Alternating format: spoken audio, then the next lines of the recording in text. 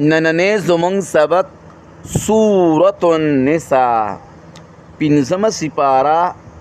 آیت نمبر 41 خوانواله تر آیت نمبر 43 پورے. اعوذ باللہ من الشیطان الرجیم بسم اللہ الرحمن الرحیم فَكَيْفَ إِذَا جِئْنَا مِنْ كُلِّ أُمَّةٍ بِشَهِيدٍ نو څرنګه حال بوي کله چې راولو مونږ د هر یوې ډلې نه ګواه وَجِئْنَا بِكَ عَلَى هَؤُلَاءِ شَهِيدًا او راولو مونږ تعالی را په دې کسانو باندې ګواه یومئذ یود الذین کفروا په دغه ورځ خوښی به هغه کسان چې کفر یې کړی وعصوا الرسول او نافرمانی کړې وه د پیغمبر علیه السلام لو تسوا بهم الارض کاش چې همواره کړې شي په دی باندې ځمکه ولا یکتمون الله حدیثا او نبشی په ټوله دی د الله نه خبره یا ایها الذین آمنوا اے ایمان والو لا تقربوا الصلاة منځدې کېږئ ځایونو د مونځ ته وانتم سکارا په داسې حال کې چې یی تاسو نشه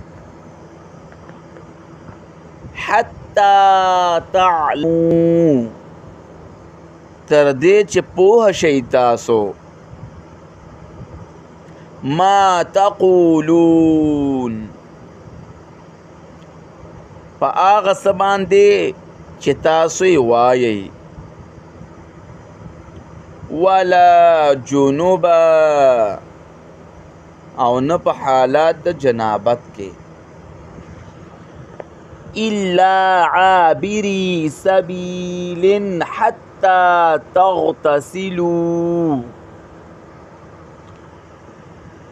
مگر چې تیریدونکي یې تاسو په لاره د جماعت مسجد تر دې چې غسل وکئ تاسو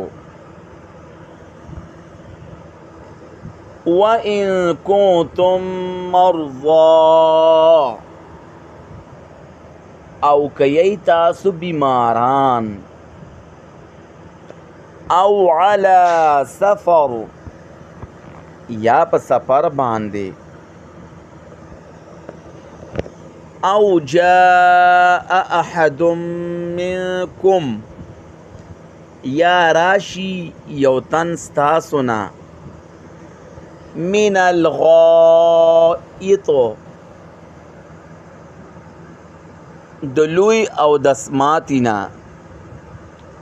او لامستم النساء او لامستم النساء یا ملاو شئ تاسو د خپلو ښځو سره فلم تجدوا ماء فتیمموا صعیدا طیبا او اونمومی تاسو اوبه نو تیمم وکئ په خاوره پاکه باندې